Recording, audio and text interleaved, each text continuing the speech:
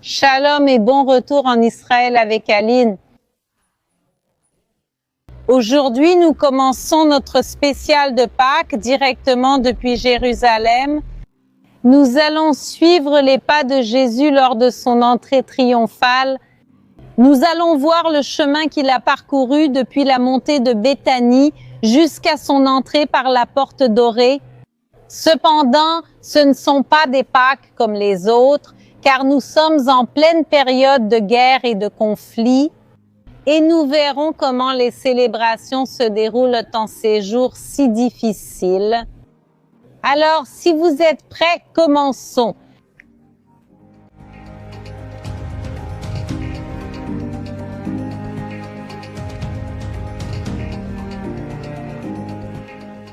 Aujourd'hui, c'est dimanche, le 29 mars 2026, le dimanche où l'on célèbre l'entrée triomphale de Jésus à Jérusalem, ce que certains appellent aussi le dimanche des rameaux. Cependant, ce dimanche est différent de tous les autres, car chaque année, des milliers et des milliers de personnes empruntent ce chemin, suivent les pas de Jésus. C'est une belle cérémonie, une célébration de la foi et de l'histoire biblique. Cependant, cette année, nous pouvons voir que nous sommes pratiquement seuls ici. C'est à cause de la guerre et du conflit dont nous allons parler un peu plus lors de notre descente. Et une autre chose qui est différente de toutes les autres années, c'est ce climat. Un autre nom pour la fête de Pâques juive est justement Chag Aviv. La fête du printemps, la Pâques, qu'elle soit juive ou chrétienne, tombe toujours au début du printemps ici en Terre Sainte. Et aujourd'hui, nous pouvons voir ce brouillard, cette pluie, ce vent, ce qui n'est pas habituel. Je ne me souviens d'aucune année où les célébrations de Pâques et du dimanche des rameaux, de l'entrée triomphale, avaient une ambiance aussi étrange que celle-ci. Mais peut-être que cela correspond justement à ces jours si étranges et différents que nous vivons. Mais commençons notre parcours.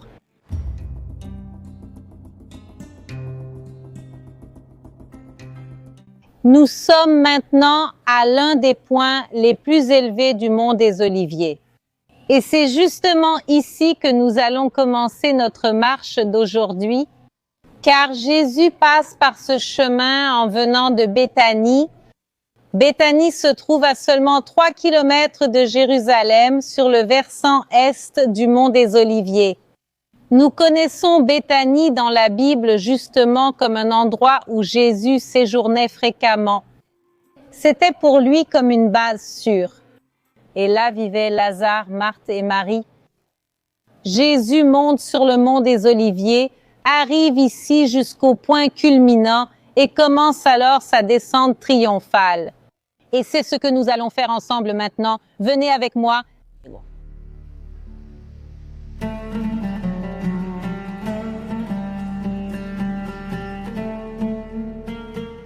Jésus fait ce chemin, mais pas en marchant comme nous le faisons.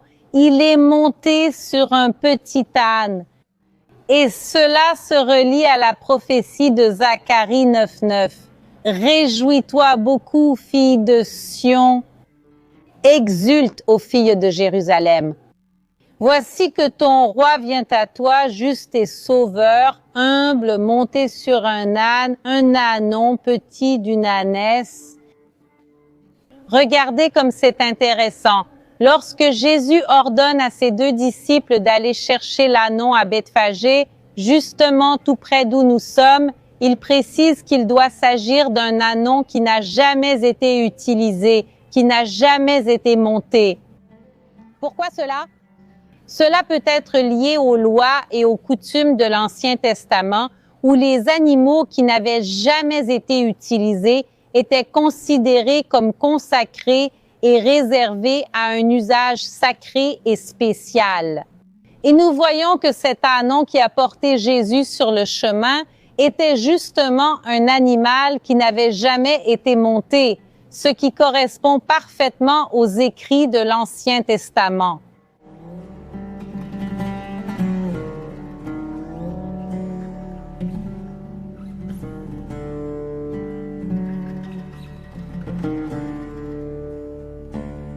Une autre raison pour laquelle Jésus a fait ce chemin monté sur un ânon et non sur un cheval est le symbolisme que cela aurait pour le peuple.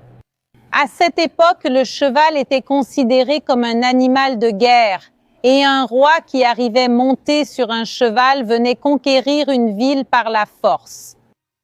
Mais l'ânon était considéré comme un animal humble, un animal de paix. Ainsi, Jésus arrivait non pas comme un roi de guerre, mais comme le prince de la paix. Et l'ânon de Jésus a aussi des parallèles avec le roi Salomon, car lorsque le roi David a voulu transmettre le trône à son fils Salomon, il a ordonné que Salomon soit placé sur un ânon, conduit à la source de Gihon qui se trouvait à Jérusalem, et là il a été oint comme roi sur tout Israël. Derrière moi, 400 camions de terre du mont du Temple ont été illégalement déversés en 1999 comme des ordures.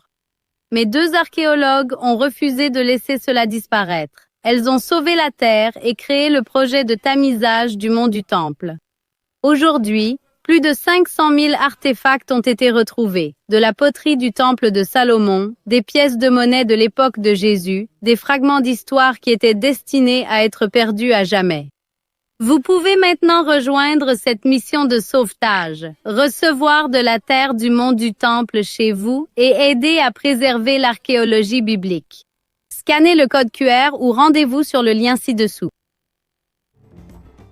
Jésus ne fait pas ce chemin seul, bien au contraire. Des foules le suivaient et le célébraient. D'abord parce qu'à cette époque, Jérusalem était déjà pleine. Les historiens estiment que des centaines de milliers de personnes montaient au temple de Jérusalem pour célébrer la Pâque juive. Donc la ville était déjà bien plus bondée que d'habitude.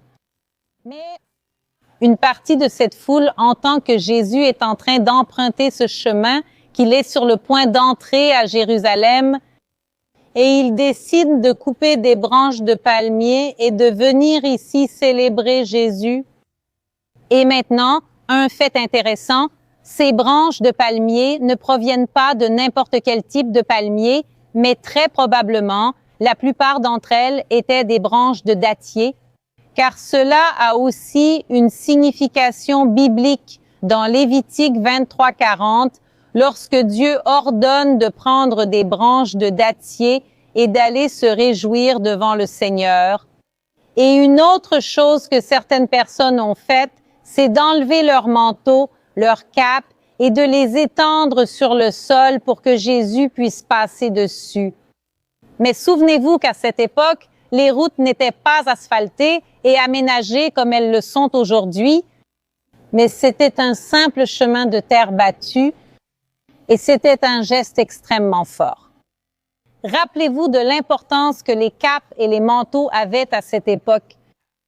La cape était un vêtement que l'on portait par-dessus tous les autres vêtements et qui servait de vêtement de couverture et de protection contre le froid.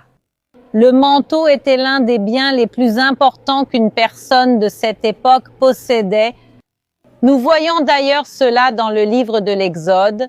Si tu prends le manteau de ton prochain comme gage, rends-le lui avant le coucher du soleil, car c'est avec lui qu'il se couvre. C'est le vêtement de son corps dans lequel il se coucherait.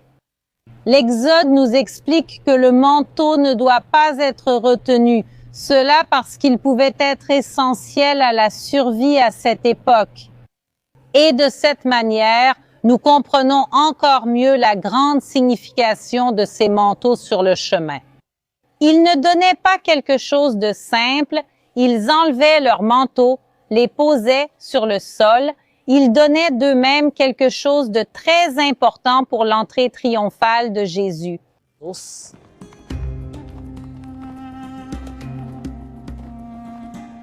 Et la foule criait « Hosanna, Hosanna !» qui vient de l'hébreu « Hoshiana » qui signifie « Sauve-nous, s'il te plaît ». Et cela fait partie d'un verset biblique du livre des Psaumes. Le peuple louait Ana Adonai, Oshiana, Ana Adonai, Atzlishana, Baruch Abba, B'Shem Adonai, Barachnochem Mibet Adonai. Et avec ces paroles, il continuait à marcher en direction de la porte dorée. Et regardez qui nous avons rencontré aujourd'hui. Tout le monde dit Shalom à Tzak Hishaked. Il est guide touristique ici en Israël comme moi et il a aussi une chaîne YouTube qui s'appelle Holy Land by Tzak Hishaked. Fantastique, n'oubliez pas de suivre. Et je voulais lui demander, lui qui a l'habitude de venir ici et de faire ce chemin chaque année accompagné des foules, je voulais te demander quel est le sentiment d'être ici cette année, aujourd'hui, alors que tout est vide? Eh bien, les amis, à cet endroit où il devrait y avoir 20 000 personnes en train de crier « Hosanna, Hosanna, Hosanna », nous sommes les seuls ici. Ce n'est pas triste, c'est différent parce que c'est toujours la procession du dimanche des rameaux. Alors, je vous bénis avec la meilleure fête de toutes et merci beaucoup, ma chère. Merci. Oui, c'est différent d'être ici dans cet endroit vide. On a l'habitude de voir des milliers de personnes ici. Mais nous faisons aussi ce chemin au nom de tous ceux qui ne peuvent pas le faire aujourd'hui.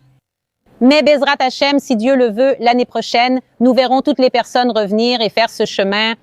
Et nous reverrons ce dimanche de l'entrée triomphale comme il doit l'être. La prochaine fois à Jérusalem, mes amis. La prochaine fois, l'année prochaine.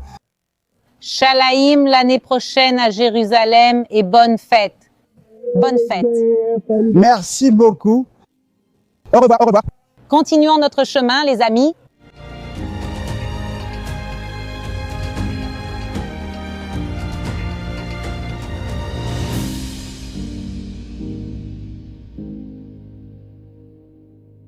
Le peuple criait à haute voix, et alors quelques personnes arrivent, quelques pharisiens, et parlent à Jésus en lui demandant d'ordonner au peuple de se taire. Et Jésus dit, « S'ils se taisent, même les pierres crieront. » Et je sens d'une certaine manière que c'est ce qui se passe cette année, car nous ne voyons personne ici chanter à haute voix, mais nous voyons les pierres, nous voyons ce chemin qui est un témoignage de l'histoire biblique. Ce que nous faisons, c'est une commémoration de ces événements. Et même si personne n'est ici aujourd'hui, des millions et des millions de personnes dans le monde entier se souviennent des événements. Et ces pierres, ce chemin, crient et témoignent de l'histoire.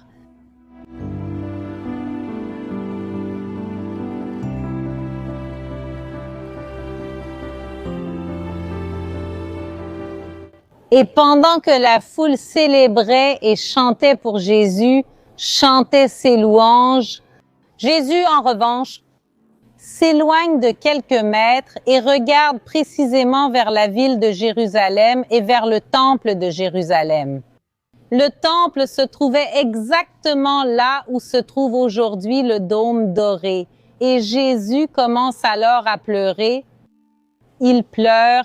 Il verse des larmes pour la ville de Jérusalem et il prédit la destruction de Jérusalem et de son temple, ce qui s'est réellement accompli en l'an 70 après Jésus-Christ. Nous sommes arrivés au point le plus bas de notre voyage. À quelques mètres de nous se trouve la vallée du Cédron. Et de là, nous commençons la dernière étape, qui est la montée du Cédron vers la porte dorée.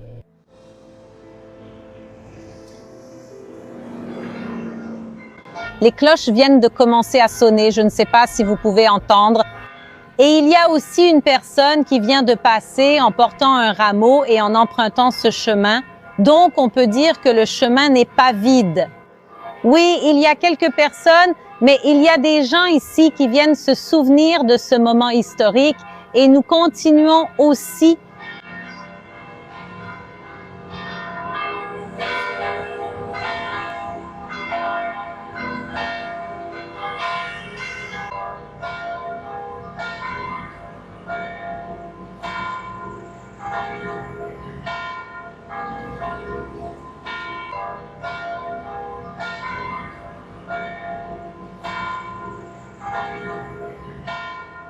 Je suis vraiment impressionnée de voir cet endroit si vide. Voir tout ce chemin ainsi un dimanche des Rameaux, c'est vraiment quelque chose d'impressionnant. Je veux vous montrer plus d'images des années précédentes pour que vous puissiez voir à quoi devrait vraiment ressembler ce jour. Des gens qui chantent et louent Dieu.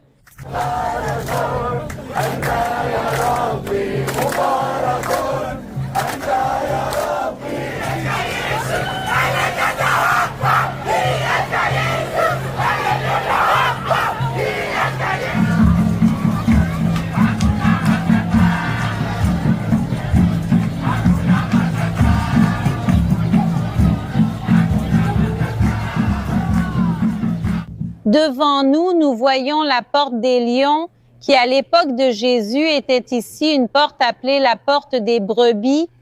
Cependant, Jésus n'est pas passé par là. Et c'est pourquoi nous tournons à gauche et nous nous dirigeons vers la porte dorée, également connue sous le nom de Sha'ar Harashamim, la porte de la miséricorde, ou encore la porte du Messie. À l'époque de Jésus, cette porte était ouverte. C'était l'une des portes par lesquelles on pouvait entrer et sortir de Jérusalem, mais ce n'était pas l'une des portes principales. Il y avait d'autres portes plus grandes et beaucoup plus fréquentées, mais celle-ci avait quelque chose qu'aucune autre n'avait. C'était la seule porte par laquelle on pouvait entrer de l'extérieur de Jérusalem directement dans le temple. Les autres portes menaient simplement à la ville de Jérusalem. Cette porte menait à l'entrée de Jérusalem. Mais quand on entrait, on avait déjà les pieds sur le temple de Jérusalem. Et pour cette raison, c'est quelque chose de très important. Lors de l'entrée triomphale de Jésus, non seulement il entre à Jérusalem, mais il va directement au temple et, lorsqu'il monte, il regarde autour de lui. Il y a une autre raison pour laquelle Jésus entre par cette porte. Et nous pouvons le voir ici dans la géographie, parce que si nous faisons le tour et regardons exactement en face de lui, qu'est-ce que nous voyons? Le mont des Oliviers est là où nous voyons le point le plus élevé, là où se trouve le drapeau d'Israël. Nous pouvons voir que c'est le début de notre parcours, de notre marche d'aujourd'hui. Nous pouvons voir la géographie, le chemin que Jésus a parcouru, le sommet du mont des Oliviers, descendant jusqu'à la vallée du Cédron, puis remontant cette montée. Et ces derniers pas que nous allons faire ensemble maintenant sont en direction de la porte.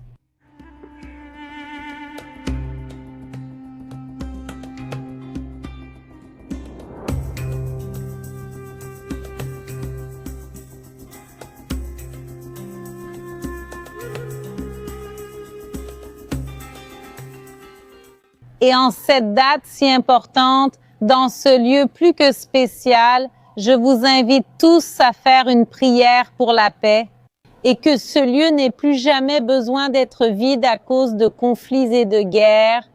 Puissions-nous voir toute la Terre sainte et tout le Moyen-Orient vivre en paix, et c'est notre souhait ici à Jérusalem.